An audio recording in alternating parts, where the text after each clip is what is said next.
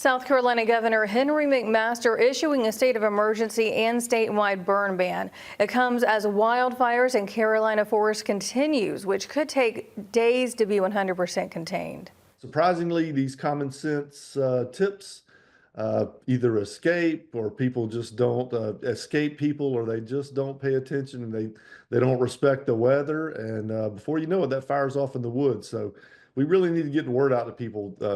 Be safe, think before you burn, plan accordingly. In Georgia, the Fire Commission is also asking you to pay attention to the weather and call them before burning. Even though the Myrtle Beach wildfires are more than 200 miles away, leaders say it won't take much for them to move this way. And if they do, it could create a lot of damage. Your Holly Turner spoke with forestry officials who say Aiken County is one of the top 5 high fire occurrence areas in the state. The most common types of fires the South Carolina Forestry Commission sees are prescribed burning and burning of residential yard debris. Leaders say while wind isn't the only factor when it comes to fire spreading. Embers are little particles of wood still on fire, and they can travel as far as a mile with windy conditions, igniting everything around it. It doesn't take much for these fires to get out, and we see it. We really try to hesitate to institute a burn ban until we absolutely have to. But we really need people not burning right now, because we don't need any new ignitions before we really get this rain coming up Wednesday. And even though March is around the time the Fire Commission says it usually sees the most number of wildfires in South Carolina, it is uncommon to see 100 wildfires in one day. But Woods says the good news is the burn ban and McMaster's state of emergency in effect, things are much better than they were Saturday. Sunday, we had fewer than 10 new ignitions. About an hour ago, we still had 4 or 5 wildfires in our state, including the big one in Myrtle Beach that's still about probably a little more than 1,600 acres. And leaders with the Georgia Fire Commission say they've been busy too. Over the last week, they've responded to nearly 500 fires, burning more than 6,000 acres. Leaders say even though there isn't a burn effect in play right now, Georgia is in red for the month of March. And leaders are predicting significant wildfire potential for this month. So if you're going to do a controlled burn, contact the Fire Commission, have water nearby, and never leave the fire unattended. They seem like common things, but a lot of people sometimes walk away and forget.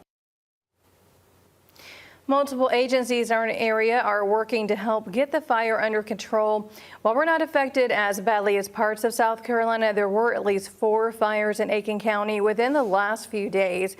In Augusta, a brush fire also damaged a home on Milledgeville Road, and a brush fire threatening the Haines Station community.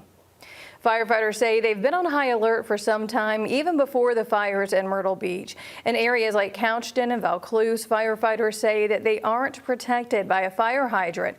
They're asking you to stay vigilant and do not do any outdoor burning. It doesn't take long, especially you get a field or something that's got the sagebrush, what we call sagebrush and all in it. A little fire there, a little wind behind it.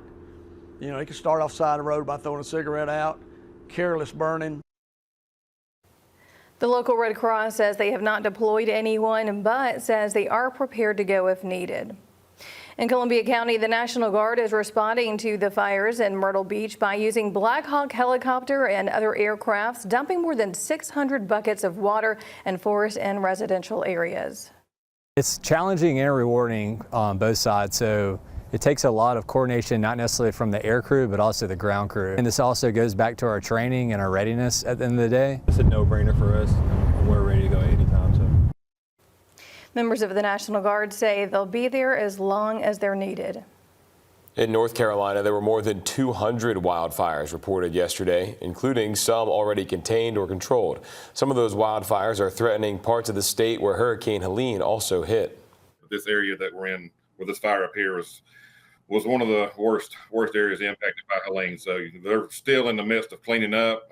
We still have damage to structures. We still have people trying to get their lives back together. Now we have this. Lighter winds will continue today as temperatures reach about 60 degrees and more humid air returns to the region. Parents in Horry County schools are concerned after leaders kept schools open just minutes away from that active wildfire. The district says it was being flexible with families and staff impacted by the wildfires and are working with students on a case-by-case basis. Many parents took concerns to Facebook while others kept their children home.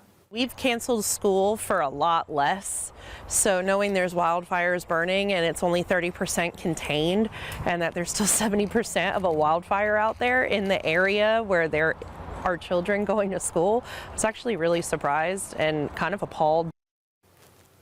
School officials say that the decision to alter or cancel class involves a team of administrators and is based on the information the district receives from the local government.